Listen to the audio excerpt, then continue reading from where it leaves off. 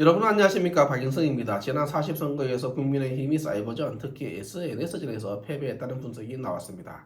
소셜 빅데이터에서 민주당 언급량이 약 3배 가까이 국민의힘을 압도했다는 것이 바로 그것입니다. 26일 소셜 빅데이터 플랫폼 썸트렌드에 따르면 지난해 4월부터 이달 25일까지 최근 1년간 더불어민주당이라는 키워드를 포함한 민주당의 소셜 언급량, 트위터, 인스타, 블로그에서 584만 1384건으로 국민의힘 키워드 212만 4317건의 2.7배에 달한 것으로 나왔습니다. 민주당 언급량은 매달 국민의힘보다 최소 2배에서 많게는 4배까지 더 많은 것으로 나타났습니다. 그만큼 좌파 진영에서는 민주당을 중심으로 결집력을 통한 바이럴 입소문이죠. 바이럴 영향력이 컸다, 이렇게 볼 수 있습니다. 선거 전략에서 가장 중요한 것 중에 하나는 메시지의 도달률입니다. 그런 측면에서 전통적인 매체라고 여겨지는 TV, 신문 등에 등장하는 것보다 온라인 사이버전은 그래서 매우 중요합니다. 특히 한번 메시지를 전파하면 지지자와 안티를 불문하고 알아서 메시지가 크게 확산되는 속성을 가지고 있는 것입니다. 국민의힘은 이러한 온라인전에 약합니다. 민주당 공식 채널과 민주당 인사들의 SNS 팔로워 수가 국민의힘에 비해 현저한 격차로 많습니다.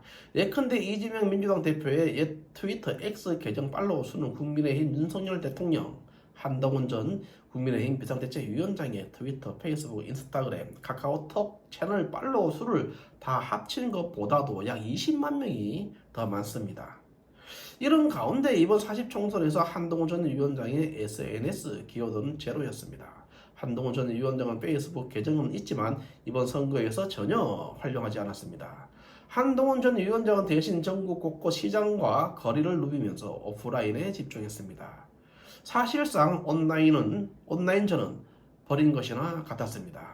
그나마 보수 정치인으로 분류되는 인사 중에 SNS 활용력이나 영향력이 높은 사람은 이준석 개혁신당 대표 19만 명, 홍준표 대구시장, 페이스북 13만 명 정도입니다. 정치권에 오래 몸담은 나경원 동작을 당선자는 오선 의원의 명성에도 불구하고 페이스북 팔로워가 5천 명에도 채 미치지 못합니다. 국내 사이버전에서조차 좌파 세력을 감당하지 못하는데 중국 댓글 부대 우마오동을 비롯한 북한 사이버전을 이길 재간이 있을까 싶습니다. 국내 좌파 세력과 중국과 북한 이익관계에 따라서 협공을 해온다면 상상하기 어려운 일이 벌어질 수 있지 않을까라는 생각마저 듭니다. 그래서 정보기관, 특히 국정원 등 역할이 매우 중요합니다. 하지만 김대중, 노무현, 문재인 정부를 거치면서 국정원은 완전히 무력화되었습니다.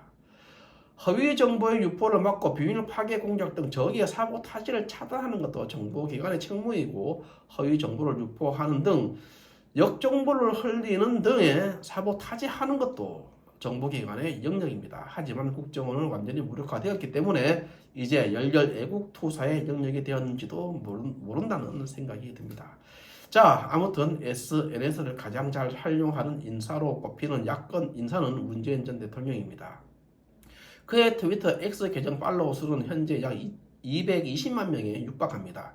문재인은 과거부터 정치적인 메시지 말고도 반려견, 반려묘 사진을 비롯한 일상 사진을 자주 올리며 지지자들과 친밀감 형성해 왔습니다. 리트윗은 몇십 백만이 되는 것도 있었습니다.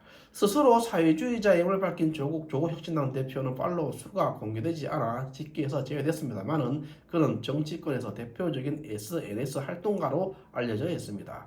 그가 과거 법무부 장관 사퇴한 당일 페이스북을 업데이트해서 대한민국 법무부 사퇴 글이 올라오면서 일각에서는 그의 활동이 과도하다는 조롱 섞인 비판도 나오긴 했습니다.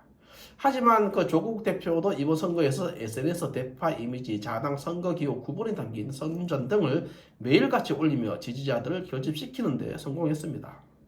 문재인 전 대통령은 퇴임 전 잊혀지고 싶다는 취지로 말했고, 조국 전 장관 또한 과거 SNS를 끊겠다고 선언한 적도 있는 만큼 이들의 SNS 활동을 곱지 않은 시선으로 보는 이들도 적지 않은 것이 사실입니다.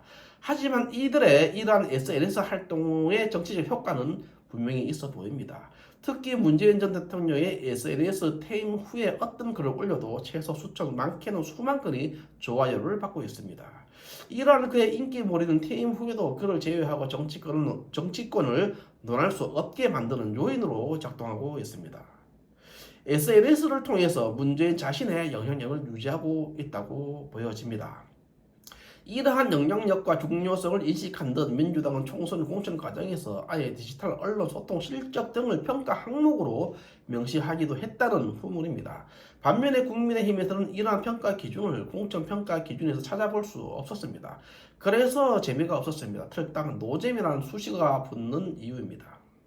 민주당이 얼마나 온라인 활동에 비중을 두는지는 최근 정청래 민주당 의원이 이 대표 팬카페 재뱅인의 마을에 올린 글에서도 확인할 수 있습니다. 정청래 의원은 지난 15일 조국혁신당 초청 강령 강사로 나선 것을 두고 민주당 강성 지지층 사이에서 비판이 일자 해명글을 올렸습니다. 그런데 그는 의정활동과 관련한 강의를 했다고 해명하면서 SNS 활동에 충실하라는 소주제를 다루었다는 사실도 전했습니다. 이처럼 민주당이 당 차원에서나 의원실 차원에서나 얼마나 SNS를 중시하는지 확인할 수 있는 대목입니다. 시대는 온라인으로 완전히 옮겨갔습니다. 쇼핑도 오프라인보다 온라인을 선호하듯 정치 소비도 마찬가지가 되었습니다. 트렌드를 좌우하는 입소문은 오프라인이 중심이 아니라 온라인입니다. 정치에서 이러한 기류를 읽은 것도 민주당이 빨랐습니다. 고 노무현 대통령은 2003년 취임 당시 영국 가디언지로부터 세계 최초의 인터넷 대통령이라는 평가를 받은 인물입니다.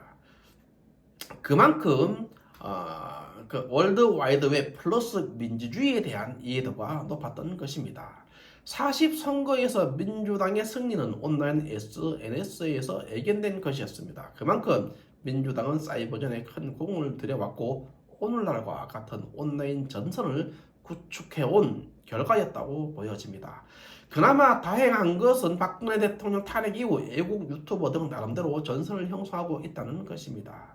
하지만 아직 부족해 보입니다. 트위터, X, 페이스북, 인스타그램 등 뿐만 아니라 악성 댓글에 대한 대응할 조직도 필요해 보입니다. 마치겠습니다. 감사합니다.